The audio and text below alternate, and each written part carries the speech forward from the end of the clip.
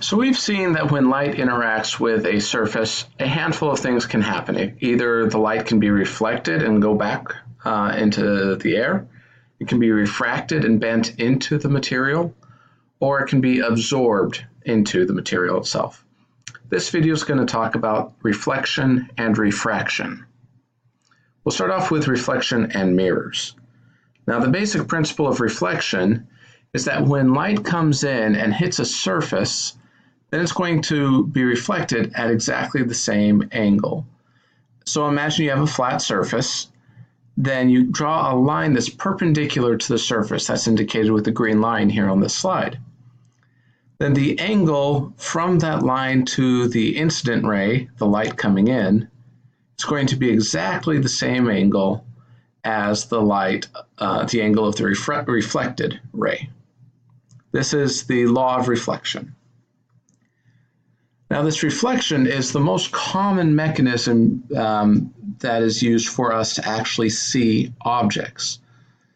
Normally, as we just decided in the previous slide, light comes in, it will reflect at exactly the same angle as you see in the top figure.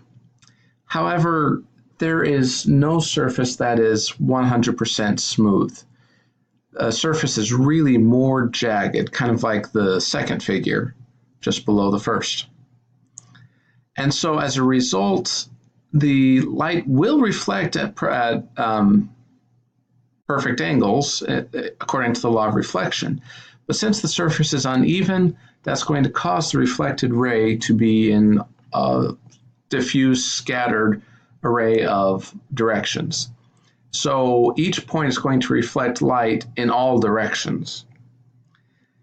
So in the bottom right, you see a tree, and sunlight is hitting this tree, and each point of the sunlight is reflecting light in all directions as indicated by the orangish colored arrows. So that light is going in all directions. Now, as you sit off to the side, you are going to see certain bundles of light, and particularly the bundles of light reflected from each point moving towards your eye. You're going to see those bundles. And as a result, your eye can formulate an image based on the colors that it's seeing. Now, the colors that you see from each individual point are a result of the selective reflection and absorption of each wavelength of color. So for instance, when you see a green leaf, what's happening is the leaf is absorbing all of the colors except for green, and the green light is reflected, and that's what you see. The brown trunk is reflecting all colors except for those colors that combine to form the brown colors. Now, we can use the law of reflection to generate images that we can interpret and use that information in our own minds. Now, using these mirrors, we can come up with two different types of images. One is called a real image, where you can actually view or display the location of the image and interpolate where it came from. A good example would be a movie image on a screen. Now, another type of image is called a virtual image, and this would be an image that appears to come from a location that's not directly visible. So, for example, on the bottom figure, you see a box, and the light moves towards a mirror and reflects back to the observer's eye. But the eye interprets the light coming from the mirror and extrapolates it beyond and forms an image. Your brain sees an image as if it's behind the mirror. The top figure is a more complicated example. It is a telescope where you have light coming from, say, a distant star. That light will come in, bounce through a series of mirrors and lenses, and then eventually reach the observer's eye and forms an image that the brain can interpret. Now, that light appears to be coming from the reflecting mirror in the center of the telescope. However, that light is really coming from far beyond, so again, we have another virtual image. Now, let's take a minute and talk a little bit more about refraction, and then we'll talk a little bit about lenses. Unlike reflected light, refraction causes light to continue through a second substance. However, when it enters the second substance, the light will actually bend. The direction of the light rays will change. Again, take your surface and draw a line perpendicular to the surface, as you see this green line that is drawn here in the figure. You have the angle of your incident ray, which is measured from the green normal line, and then your refracted ray on the bottom.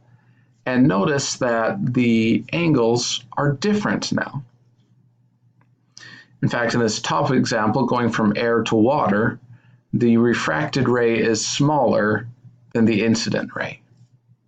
In the bottom example, we have light coming from water into air again. So the incident ray is in water and going back to air, and in this example, the refracted ray is going to be larger than the incident ray. The reason for this is the change in the actual speed of light itself. The speed of light in air is very close to 300 million meters per second, but in water, it is only about 3/4 of that.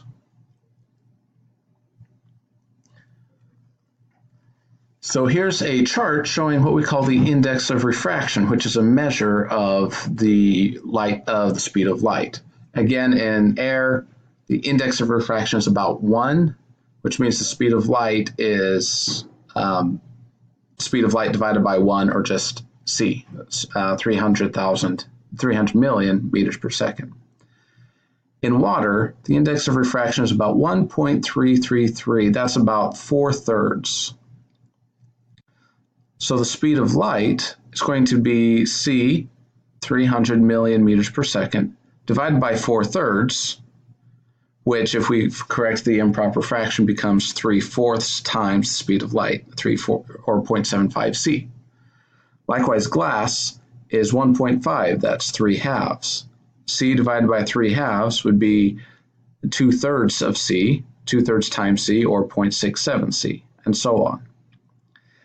And so every material is going to change the speed of light as light passes through it. This bottom example is a really interesting one. This Be condensate is what we know as Bose-Einstein condensate. It is a material that is so close to the coldest temperatures possible. It is one of the coldest temperatures possible that matter tends to take on a completely different property. But there you get into quantum mechanics, which we're not addressing here. When you have this Bose-Einstein condensate, the index of refraction is really high, 18 million, which makes the speed of light travel at a speed of somewhere around 38 miles an hour. Very slow. And this has been really awesome to do this in the scientific community, as we have learned a lot about light as we've watched this. Now, let's take another look at this whole refraction process. Let's imagine you have an object off in the distance. Light is moving from the object towards the ground. Well, right near the surface, you have hot air. Hot air is going to have a different index of refraction than the air above it. And so as a result, it's going to bend the light.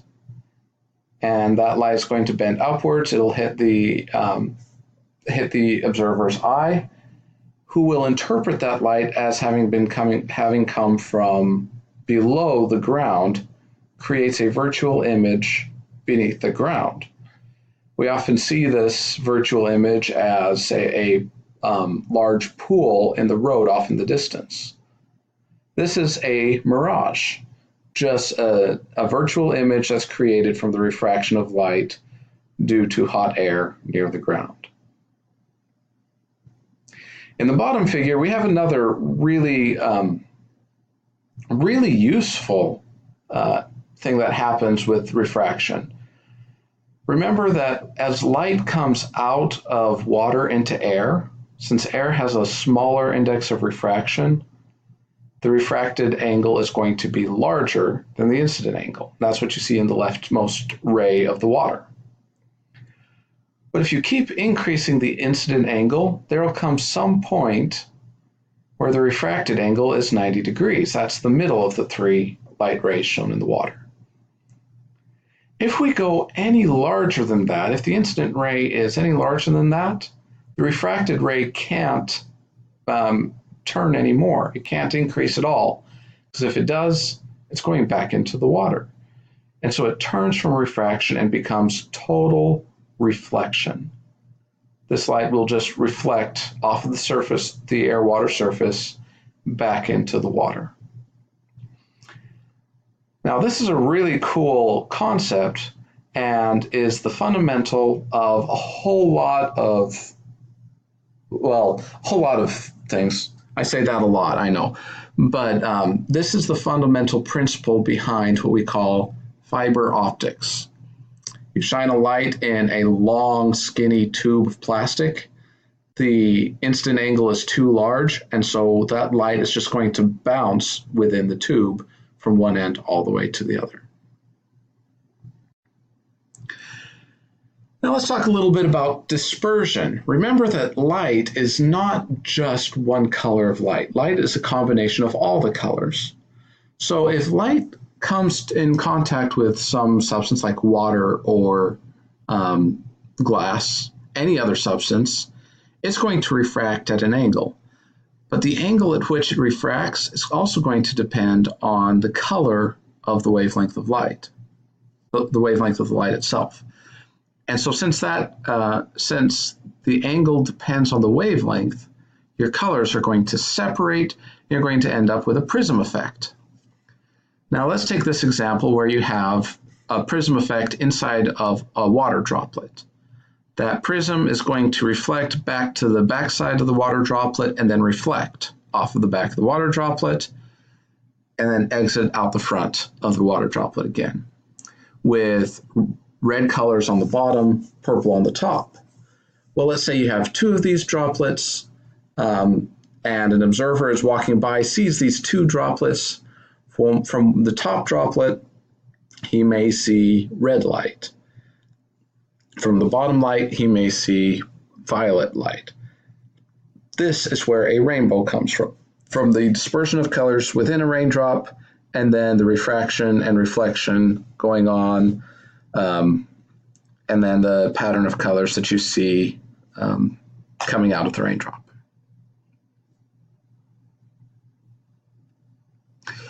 Now, we can use this principle to help with vision. Here's a simple tool that we use. It's called a lens. If you have a lens that is curved in a circular form, then it can actually bend light. On the top, you have what's called a diverging lens, because the shape of the lens causes the light rays to spread apart or diverge. In the middle, you have what's called a converging lens or a convex lens. What it does is it causes light to, after the light passes through the lens, it bends the light so that all of that light merges at passes through one certain point, which we call a focal point. Now we can use both of these in glasses to correct vision.